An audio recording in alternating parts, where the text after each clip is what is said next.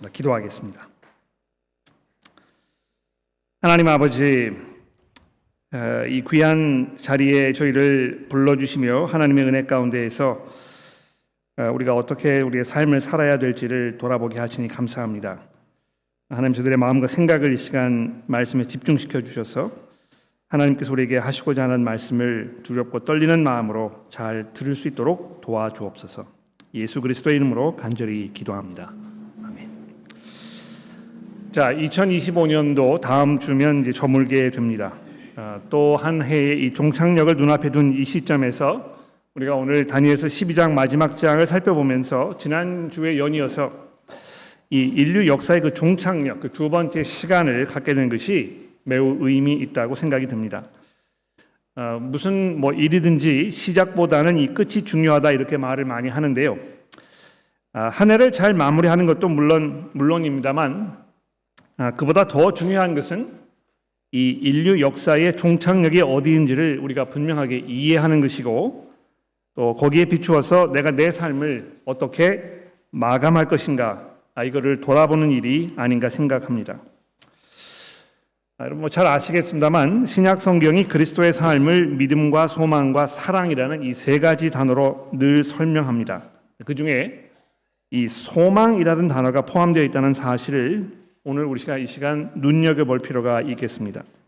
하나님께서 우리의 죄를 용서하시기 위해서 예수 그리스도께서 우리를 대신하여 십자가 위에 죽음을 당하심으로 우리의 죄값을 다 치르셨다는 이 과거의 사실에 대한 그 믿음과, 또 그토록 우리를 사랑하신 하나님의 사랑으로 지금 현재 우리 주변에 있는 형제 자매들을 사랑하며 사는 이 지금 현재의 이 삶과, 그리스도께서 모든 영광 중에 다시 오셔서 이 세상을 심판하시고 우리들을 영원한 하나님 나라에 들어가게 하실 것이라는 이 미래에 대한 이 소망이 우리에게 주어져 있는 것입니다. 바울 사도께서 이 소망에 대해서 이렇게 말씀하지 않았습니까? 우리를 부끄럽게 하지 아니할 것은 이 소망이 우리를 부끄럽게 하지 아니할 것이라, 이렇게 로마서 5장에서 말씀하셨는데요. 잘 한번 생각해 보십시오. 쓸데없는 것이나 허황된 것에 소망을 두고 있었으면 그 사람은 결국에 부끄러움을 당할 수밖에 없습니다. 그 사람이 기다리고 있던 것이 뜬 구름에 불과했다는 것이 밝혀졌을 때 그가 얼마나 어리석고 이 얄팍한 사람이었는가, 이것이 천하에 드러나게 되었을 때 말할 수 없는 그런 수치심이 일어나지 않겠습니까? 반면에 모든 일들의 결말을 분명히 알고 있고, 또 그 결과는 결국 그 사람의 모든 꿈과 소망이 현실로 이루어지는 순간이라는 것을 알고 있을 때는 그 사람은 그 삶 속에서 당하는 모든 고난과 슬픔을 인내하면서 담대하고 의연하게 견디어내게 되는 것입니다. 자, 이제 그런 면에서 이 다니엘서 12장의 말씀은 우리에게 아주 중요한 사실 한 가지를 상기시켜주고 있을 뿐만이 아니고요. 더군다나 신약 성경의 저자들이 인류 역사의 종착역이 어디인가를 알게 하는 데 있어서 아주 중요한 이 초석을 마련해 준 그런 중요한 장이라고 말할 수 있습니다. 지난 주일 벌어졌던 그 번다이의 이 총기 사건, 이거는 우리 현재 삶의 어떤 그 현상 중에 하나일 뿐인데요. 이 혼란스럽고 불안하고 위태롭게 그지없어 보이는 이 화약고와 같은 이 세상, 한치 앞도 예측하기 어려운, 그래서 시시각각으로 변하는 이 세상,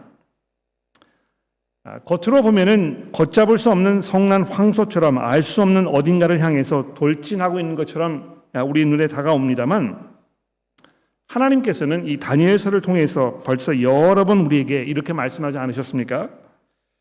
바로 하나님께서 때와 계절을 바꾸시며 왕들을 패하시고 왕들을 세우시며 지혜자들에게 지혜를 주시고 총명한 자들에게 지혜를 주신다, 이렇게 2장에서 말씀하셨습니다. 또 지극히 높으신 이가 사람의 나라를 다스리시며 자기의 뜻대로 그것을 누구에게든지 주시며 또 지극히 천한 자를 그 위에 세우신다, 이렇게 4장 17절에서 말씀하지 않았습니까? 여러분, 특별히 이 5장에서 벨드살 왕에게 하나님께서 다니엘을 통해서 다음과 같이 경고했던 이 말씀을 다시 한번 들어보십시오. 벨드살 왕이 예루살렘에서 가져온 모든 그 그릇들을 가지고 거기다가 술 부어 마시면서 큰 잔치를 벌이고 있을 때에 맞은편 벽에 손가락이 나타나서 그 벽에 메시지를 적은 후에 다니엘이 와서 벨드살 왕에게 이렇게 이야기합니다. 왕이여, 지극히 높으신 하나님이 왕에 붙인 느부갓네살에게 나라와 큰 권세와 영광과 위엄을 주셨고 그에게 큰 권세를 주셨으므로 백성들과 나라들과 언어가 다른 모든 사람들이 그의 앞에서 떨며 두려워하였으며 그는 임의로 죽이며 살미로 살리며 임의로 높이며 임의로 낮추었더니 그가 마음이 높아지며 뜻이 완악하여 교만을 행함으로 그의 왕위가 패한 바 되어 그의 영광을 빼앗기고 사람 중에서 쫓겨나서 그의 마음이 들짐승과 같아졌고 또 들나귀와 함께 살며 또 소처럼 풀을 먹으며 그의 몸이 하늘의 이슬에 젖었으며 지극히 높으신 하나님이 사람 나라를 다스리시며 자기의 뜻대로 누구든지 그 자리에 세우시는 줄을 알기에 이르렀나이다. 다니엘서가 이야기하는 이 중요한 메시지는 처음부터 끝까지 아주 일괄적입니다. 이 혼란스러운 세상, 한치가 앞도 예견하기 어렵다고 보여지는 이 세상이 눈이 있는 사람들에게는 하나님의 주권적인 다스림 아래 있으며 이것이 하나님의 뜻대로 움직이고 있다는 사실을 믿음으로 고백하게 된다는 것입니다. 이 말씀이 이 세상을 살아가는 여러분과 저에게 얼마나 큰 위로와 또 확신과 평안을 가져다 주는지는 말로 설명하기가 어렵습니다. 얼마나 우리의 삶 속에 많은 고난과 또 역경이 있습니까? 얼마나 많은 일들이 여러분과 저를 염려 가운데 몰아넣으며 우리가 이 땅에 살면서 그리스도인으로서 얼마나 많은 핍박 가운데 살고 있는 것입니까?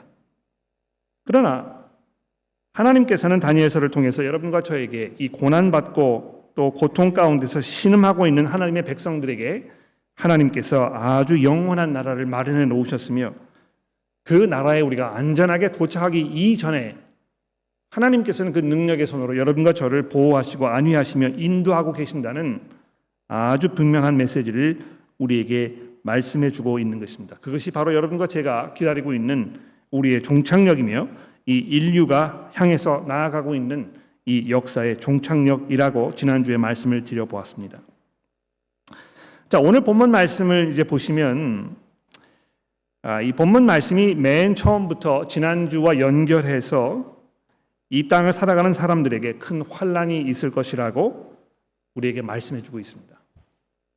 1절 말씀에 보면 이 환난이 개국 이래로부터 그때까지 없었던 큰 환난일 것이라고, 사람들이 경험해 보지 못한 큰 어려움이 있을 것이라고 다니엘에게 하나님께서 경고해 주셨습니다. 그렇습니다. 하나님께서 다니엘에게 말씀하셨던 이 대환난의 때는 지금 여러분과 제가 살고 있는 지금 이 순간을 말하는 것입니다. 예수 그리스도께서 이 땅에서 사시는 동안에 또 부활하셔서 하나님의 보좌 우편으로 승천하신 후에 하나님의 백성들이 지금까지 얼마나 많은 고난과 역경 속에 살아왔습니까? 로마 제국의 압제하에서 그 모진 고난과 핍박을 통한 많은 순교자들이 피를 흘리지 않았습니까? 그 후에 중세 시대를 거치면서 복음이 상실되면서 하나님의 백성들이 어두운 세계 속에서 얼마나 고통 중에 신음하고 있었습니까? 하나님의 백성들이 이 세상에 살면서 복음을 전하기 위해서 얼마나 많은 순교자들을 배출해내야 했습니까? 복음이 여러분과 저의 삶 속에 전달되기 위해서 얼마나 많은 사람들이 무고한 피를 흘렸던 것입니까? 지금도 우리가 이 세상에 살면서 겉으로 보기에는 평안한 것처럼 보이고 안정된 사형 속에 살고 있는 것처럼 보입니다만 사실은 이 그리스도의 나라를 무너뜨리고 반대하려는 수많은 세력들이 하나님의 백성들을 어려운 가운데로 몰아넣는 일을 마치 자기의 엔터테인먼트로 생각하면서 계속해서 우리와 그리스도인들을 비난하고 조롱하는 이런 상황이 연속되고 있지 않습니까? 지금도 얼마나 많은 하나님의 백성들이 공산 정권의 압제하에서 어둠 속에서 마음껏 찬송 부르지 못하며 하나님의 말씀을 자기의 손에 쥐지 못하는 이런 어려운 상황 속에 놓여 있는 것입니까? 그렇습니다. 여러분과 저는 대환란의 시대에 살고 있는 것입니다.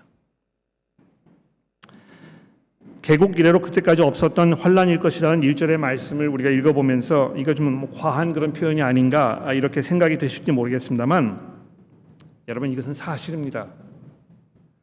여러분과 제가 이 땅에서 하나님의 백성으로 사는 삶이 결코 녹록치 않으며 얼마나 많은 수고와 또 희생과 결연한 의지가 필요한가를 생각해 보시면 우리가 처해 있는 이 상황이 우리가 생각하는 것만큼 그렇게 호락호락한 상황이 아니라는 것을 우리는 금방 이해하게 될 것입니다. 그런데 보십시오.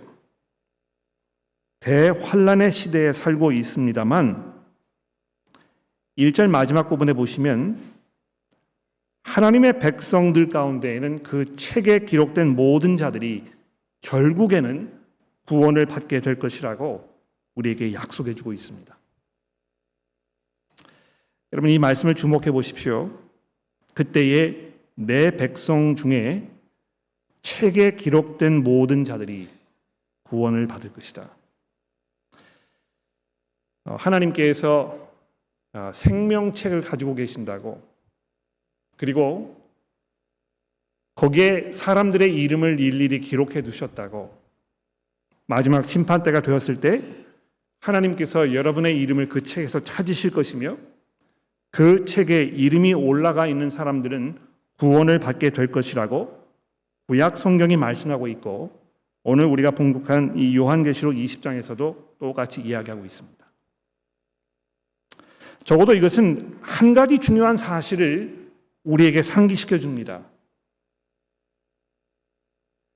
모든 사람들이 구원받지 않을 것이라는 것입니다.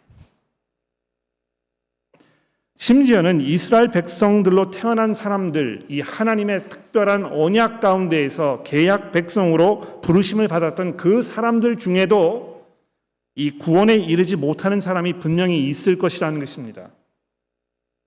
마치 광야에서 40년 동안 이스라엘 백성들이 정처 없이 떠돌아다니면서 많은 사람들이 불순종의 삶을 살면서 광야에서 멸망을 당했듯이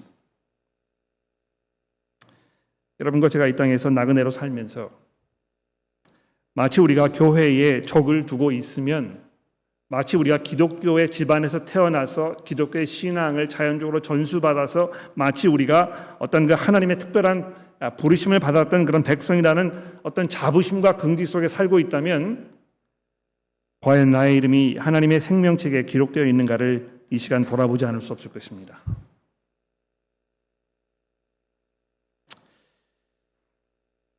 여러분들은 여러분의 이름이 그 생명책에 기록되어 있는지 어떻게 확인해 보실 수 있습니까? 무엇이 여러분들에게 정말 하나님의 은혜 가운데에서 내가 하나님의 부르심을 받은 특별한 사람이라는 이 확신을 가지고 살 수 있는 것입니까? 그것은 바로 예수 그리스도의 복음입니다. 여러분께서 복음을 들으시고 들으신 그 복음이 여러분의 마음속에 이것이 하나님의 진리이며 이것이 여러분과 저로 하여금 하나님의 구원에 동참하게 하시는 하나님의 부름이시라는 이 사실이 믿음으로 고백되시는 그것을 여러분이 보시게 되면 바로 그것이 여러분의 이름이 이 생명책에 기재되어 있다는 가장 분명하고 확실한 증거가 될 것입니다.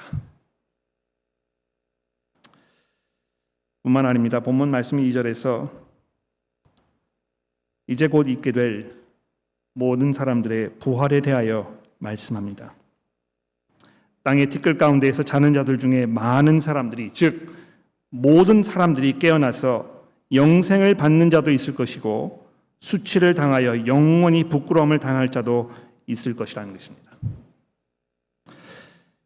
구약 성경에서 이 부활에 대하여 마지막 심판날에 대하여 이렇게 명확하고 분명하게 이야기한 부분이 사실 그렇게 많지 않습니다. 이 바벨론 포로 생활하는 그 기간 중에 등장했던 이 선지자들의 입에서 비로소 모든 사람들의 부활 사건에 대해서 언급하기 시작합니다. 우리가 잘 알고 있는 이 에스겔서 37장의 경우를 보시게 되면 거기에도 역시 이 마른 뼈가 가득한 그 골짜기에서 하나님의 이 그 입김이 마른 뼈들 위에 불러지자 그 뼈들이 일어나서 하나님의 놀라운 군대를 만들었고 그 뼈들 가운데 하나님의 생기가 들어갔을 때 이들이 부활하여 하나님의 놀라운 군대를 이루었다는 이 장엄한 그 환상의 모습이 여러분과 저로 하여금 미래에 우리가 경험하게 될 부활의 사건을 말씀해 주고 있다는 것입니다. 한 사람도 예외 없이 죽은 자 가운데에서 띠끌 가운데에서 일어나게 될 것이며 일어난 사람들은 두 그룹으로 나뉘게 될 것인데 깨어나서 영생을 받는 자들이 있는가 하면 수치를 당하여 영원히 부끄러움을 당할 자도 있을 것이라고 하나님께서 다니엘 선지자에게 분명하게 말씀해 주셨습니다. 세상이 흉흉하고 어디로 튈지 모르는 이런 불안한 상황 속에서 여러분과 저에게 하나님께서 주시는 이 위로와 격려와 확신의 말씀은 무엇입니까? 우리의 생명이 다하여 땅에 묻히게 된 그 이후에 하나님께서 정하신 그 날이 되었을 때 우리가 깨어나게 될 것이며 예수 그리스도께서 우리 삶의 구주이시며 우리가 그분에게 우리의 믿음과 소망을 두었을 때 그분께서 우리에게 주시는 이 영생을 받을 사람들이라는 사실을 다니엘서를 근거로 하여 신약 성경의 저자들이 우리에게 분명하게 약속해 주고 있는 것입니다. 더군다나 특별히 여러분이 3절의 말씀을 주목해 보십시오. 지혜 있는 자는 궁창의 빛과 같이 빛날 것이요 많은 사람을 옳은 대로 돌아오게 한 자는 별과 같이 영원토록 빛날 것이다. 특별히 여기 이 많은 사람들 옳은 대로 돌아오게 한 사람에 대해서 이야기하는 이 부분을 주목해 보십시오.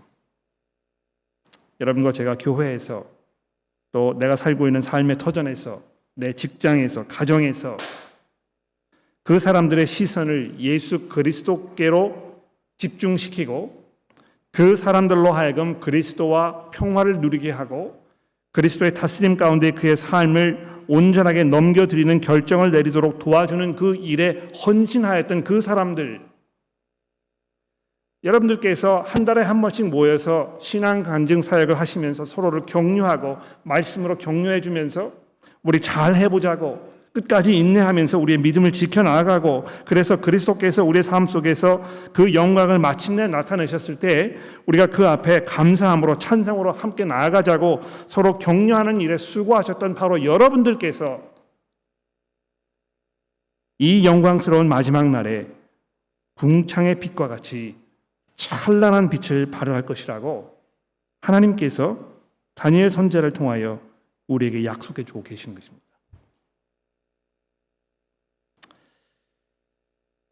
이쯤 되면은 아마 우리들의 마음속에는 이 다니엘 선지자가 참 특별한 사람이구나. 얼마나 놀라운 그런 그 위치에 있었는가. 하나님께서 얼마나 큰 일을 이에게 맡기셨는가.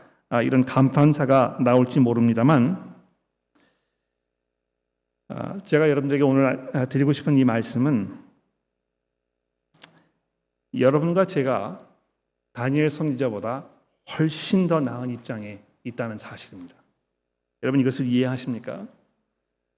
우리가 다니엘처럼 놀라운 영적 체험을 했거나 환상을 보았거나 또는 꿈에서 하나님의 특별한 계시를 받은 것은 아닐 것입니다. 물론 이 중에 그런 특별한 경험을 하신 분들이 계시는지 제가 잘 모르겠습니다만 그런 경험이 우리에게 전혀 전무하다고 하더라도 여러분과 저는 분명히 다니엘 선지자보다 훨씬 더 나은 자리에 있는 것입니다.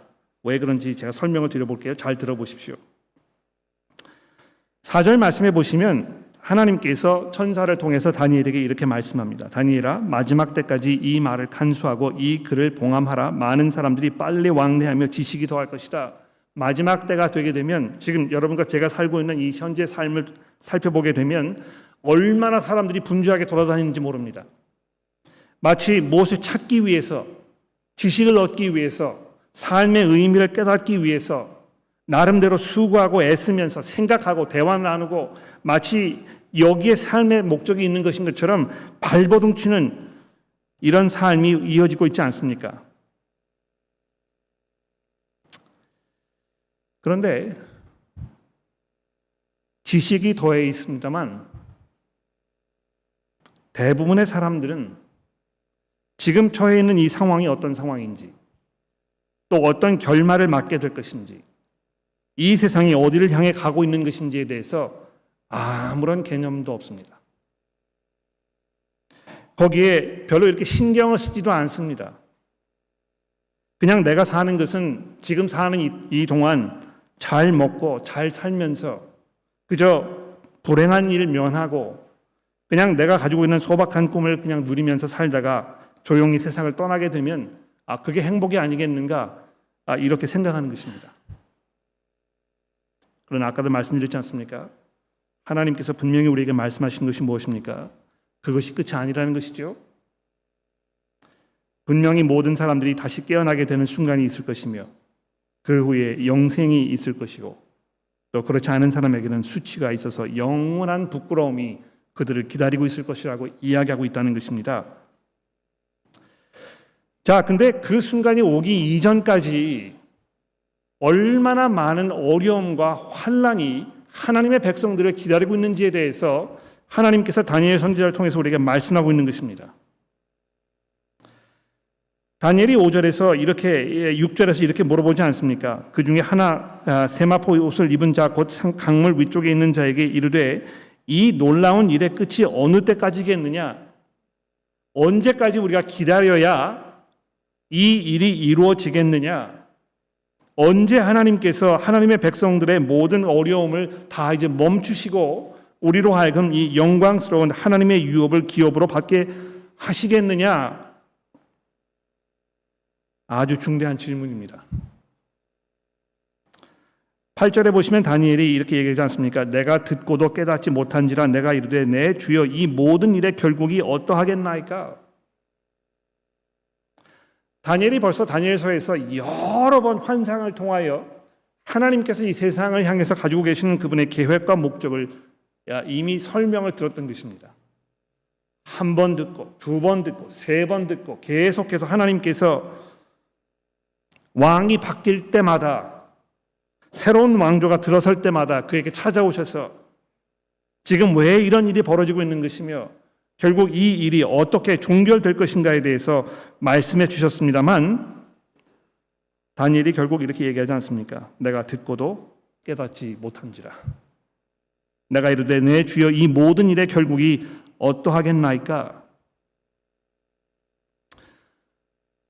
여러분과 저는 이 예수 그리스도의 십자가 사건 이후에 살고 있기 때문에 하나님께서 창세 이전부터 예수 그리스도의 그 초림 그때까지 가지고 계셨던 그분의 계획과 목적을 잘 이해하기가 어려웠습니다. 다니엘도 그 시대에 살고 있던 사람이었기 때문에 하나님께서 보여주신 이 환상을 통해서 깨닫게 되었던 그 인자와 같으신 이가 구름을 타고 하늘 보좌에 앉으신 이에게 인도되시는 그 장면이 과연 뭘 이야기하는 것인지, 이게 어떻게 현실화될 것인지, 어떻게 이것이 열매를 맺게 될 것인지에 대해서 어렴풋이나마 생각이 있긴 했었습니다만 여러분과 제가 이해하는 것처럼 아주 분명한 이해가 있었지는 않았다는 것입니다. 오히려 하나님께서 다니엘 선지자에게 마지막 때까지 이것을 간수하고 덮어두어라. 하나님께서 때가 되면 이 비밀을 드러내시고 사람들로 하여금 깨달아 알게 하실 것이라고 말씀하고 있다는 것입니다. 여러분과 제가 바로 그 순간에 살고 있습니다.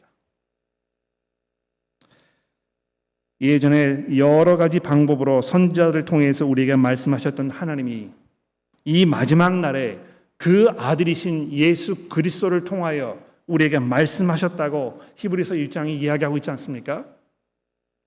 예수 그리스도께서 부활하셔서 하나님의 보좌 우편에 앉아 계심으로 인하여 이제 이 모든 인류의 역사가 어디로 흐르고 있는지가 아주 명확해진 것입니다. 바로 그분께서 이 세상의 주인이시며 바로 그분의 손안에 여러분과 저의 미래가 담겨 있으며 그분께서 여러분과 저의 이름을 부르셨을 때 우리가 그 앞에 찬송과 기쁨으로 나아가게 될 것이며 지금까지 이 세상을 살면서 그분의 음성에 반응하지 않았던 모든 사람들은 오늘 본문 말씀이 이야기하고 있는 것처럼 수치 속에서 영원한 부끄러움을 당하게 될 것이라고 우리는 분명히 알고 있는 것입니다. 베드로 사도가 베드로후서에서 이렇게 얘기하지 않았습니까? 모든 천사들이 모든 선지자들이 하나님께서 창세 이전부터 가지고 계셨던 이 놀라운 계획의 그 종말을 이해하기 위하여 그것이 무엇인지를 보기 위해서 눈을 부릅뜨고 먼 미래를 바라보면서 눈을 부비면서 그것을 이해하기 위하여 수고하고 노력했지만 그들이 그것을 분명하게 깨달아 알 수 없었다고 얘기합니다. 이것이 미스테리로 남아있던 것입니다. 하나님께서 비밀로 감추어 두셨던 것입니다. 그런데 이 마지막 순간에 그리스도께서 부활하신 후에 이 말세를 살아가는 여러분과 저에게 이제 더 이상 우왕좌왕하지 않도록 이제 더 이상 혼란 속에 살지 않도록 이제 분명하게 여러분과 제가 어느 시점을 향하여 가고 있는지를 깨달아 알게 하시도록 아주 명확하게 우리에게 보여주신 것입니다. 이 세상이 어디를 향해 가고 있는 것입니까? 예수 그리스도 그분을 향하여 달려가고 있는 것입니다. 그분께서 모든 영광과 찬송과 존귀를 받으시는 그 순간이 인류 역사의 종착역인 것입니다. 우리가 그분을 믿음으로 고백하고 그분을 소망하며 그분의 영광을 위해서 우리의 삶을 헌신하고 수고하면서 그분을 증거하기 위하여 우리의 최선의 삶을 사는 그 삶을 살아갔을 때에 오늘 본문 말씀이 10절에 이야기하고 있는 것처럼 많은 사람들이 연단을 받으며 스스로 정결하게 하며 희게하게 될 것이라고 우리에게 말씀해 주고 있습니다. 사랑하는 성도 여러분, 이런 삶을 살고 계십니까? 여러분들이 연단 속에서 믿음의 연단 속에서 예수 그리스도의 주 되심을 여러분의 삶 속에 스스로 고백하면서 경건하고 정결하게 살기 위하여 최선의 노력을 다하고 계십니까? 그런 삶을 살고 있는 사람들이 있는가 하면 10절에 보십시오. 악한 사람은 악을 행하리니 악한 자는 아무것도 깨닫지 못하되. 얼마나 많은 사람들이 아무것도 모른 채 그저 혼란 속에서 지혜 있는 채 하며 마치 자신들이 삶의 모든 비밀들을 다 이해한 것인 것처럼 우쭐대면서 살고 있는 것입니까? 다니엘서를 읽으면서 마음속에 깨닫게 되는 분명한 한 가지 사실은 이 모든 것이 하나님의 은혜가 아니면 하나님께서 우리에게 보여주시는 그 은혜가 아니면 이것을 깨달아 알기 어렵다는 것입니다. 아무리 설명해도 아무리 설득하려고 해도 이것이 사람들의 마음속에 잘 전달되지 않는 것을 우리는 우리의 경험을 통해서 잘 알고 있습니다. 오직 하나님께서 은혜 가운데에서 성령의 능력을 통하여 그 사람의 마음을 여시고 영의 눈을 뜨게 하셔서 부활하신 그리스도의 영광스러운 모습을 바라보게 하실 때 그때야 비로소 사람들이 참 지혜를 갖게 될 것이라고 성경이 말씀하고 있지 않습니까? 이런 면에서 여러분과 저는 뭘 해야 되겠습니까? 마치 다니엘이 계속해서 했던 것처럼 하나님 앞에 무릎을 꿇고 기도하는 것입니다. 어리석음 가운데 살고 있는 이 사람들의 그 굳은 마음 가운데 하나님께서 은혜의 능력으로 그들의 상한 마음과 굳은 마음을 녹여주셔서 깨달아 알게 해달라고 기도하는 것이 여러분과 저의 책임이며 역할일 것입니다. 자, 이제 마지막 절 10절과 11절부터 말씀을 보십시오. 이 언뜻 읽어보시면 이게 무슨 말인가 좀 고개를 갸우뚱하게 되실 텐데요.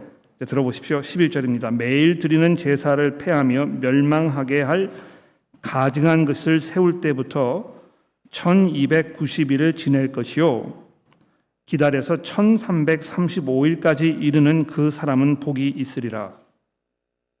너는 가서 마지막을 기다리라. 이는 내가 평안히 쉬다가 끝날 때에 내 몫을 누릴 것임이니라. 매일 드리는 제사를 폐하며 멸망하게 할 가증한 것을 세운다는 이 표현이 마가복음에 보면 등장하고 있습니다. 예수님께서 바로 이 말씀을 마가복음에서 인용하고 계십니다. 근데 시간이 많지 않기 때문에 제가 이거를 다 자세하게 설명드릴 수 없으니까 나중에 여러분 가서 확인해 보십시오. 예수님께서 십자가 위에 달려 돌아가시기 이전에 예루살렘 성전에 올라가셔서 거기에 모여있던 사람들에게 마지막 상황을 설명하시면서 이제 자기가 곧 경험하시게 될 이 십자가 사건에 대해 이야기하시면서 지금 이 표현을 사용하실 것입니다. 매일 드리는 제사를 폐한 멸망하게 할 가증한 것이 세워지는 그 날부터 십자가는 여러분과 제가 아는 대로 하나님의 심판이요 하나님의 은혜입니다.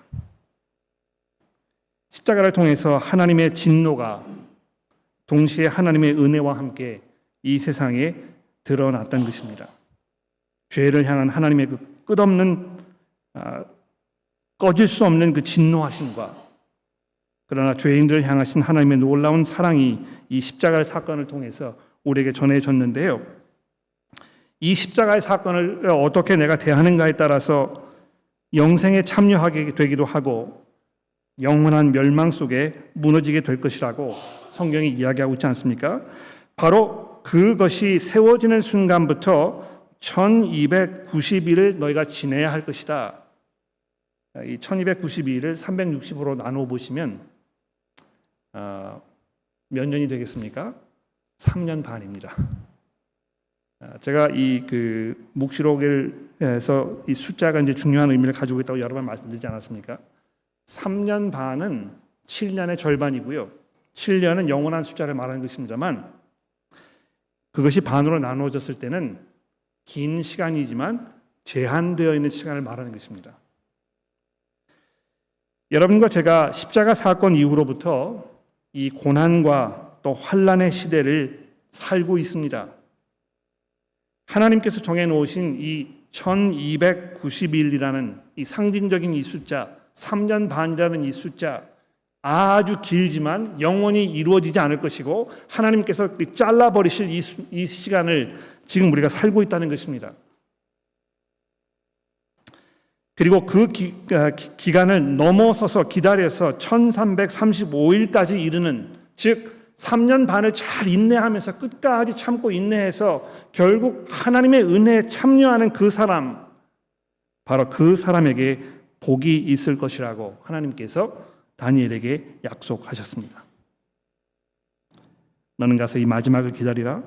내가 평안히 쉬다가 끝날에 내 몫을 누리게 될 것이라고. 그렇습니다.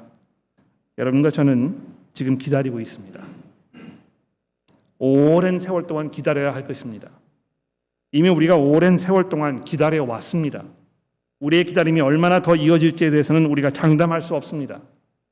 이것이 또 하나의 천년이 될지 또는 수천 년이 될지 여러분과 저는 예측하기 어려울 것입니다.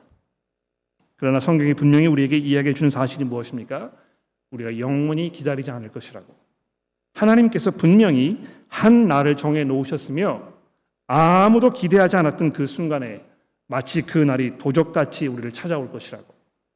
그러나 그 날이 되었을 때 우리는 마침내 하나님의 영원한 생명에 참여하게 될 것이라고. 그것을 기다리는 동안에 하나님께서 다니엘에게 뭘 약속하십니까? 내가 평안히 쉬다가 끝날에 내 몫을 누리게 될 것이라고 말씀합니다. 여러분과 저는 어떤 면에서 평안히 쉬고 있지 않습니다. 삶이 어렵고 환난 속에서 고통 중에 살고 있습니다만 놀라운 사실은 무엇입니까? 그리스도인들이 고난을 받으면 받을수록, 고통 가운데 있으면 있을수록 말할 수 없는 하나님의 놀라운 평화와 평안이 우리의 삶 속에 임하고 있는 것입니다. 그리스도인들은 환난을 당했을 때 당황하거나 또 슬퍼하지 않습니다. 왜 그렇습니까? 이것이 우리 믿음의 연단의 시간이며 이것을 통하여 하나님께서는 우리를 정금같이 나오도록 우리를 연단하시는 사실을 우리가 알고 있기 때문입니다. 사랑하는 교회 여러분들, 우리가 이 사실을 기억하면서 하나님께서 우리에게 주신 이 연단의 시간을 믿음으로, 사랑으로, 소망으로 서로를 격려하면서 인내하며 지내갑시다. 기도하겠습니다. 하나님 아버지, 다니엘서를 돌아보게 하셔서 감사합니다. 이 말씀을 통하여 저들에게 필요한 생명의 양식을 공급해 주시고 우리에게 큰 위로와 격려와 확신을 다시 한번 확인해 주시니 감사합니다. 하나님, 저희가 비록 환난 속에 살고 있고 어지러운 세상에 살고 있습니다만 이것으로 흔들리지 않게 하시고 오히려 이것을 통하여 우리를 연단하시며 은혜의 자리로 참여하게 하시는 하나님의 은혜의 손길임을 우리가 믿음으로 고백하게 하시고 우리가 사랑으로 서로를 돌아보면서 이 은혜의 자리에 모두 참여할 수 있도록 서로를 북돋우고 격려하는 이 일을 게으르지 않도록 저희 모두를 도와주옵소서. 예수 그리스도의 이름으로 간절히 기도합니다.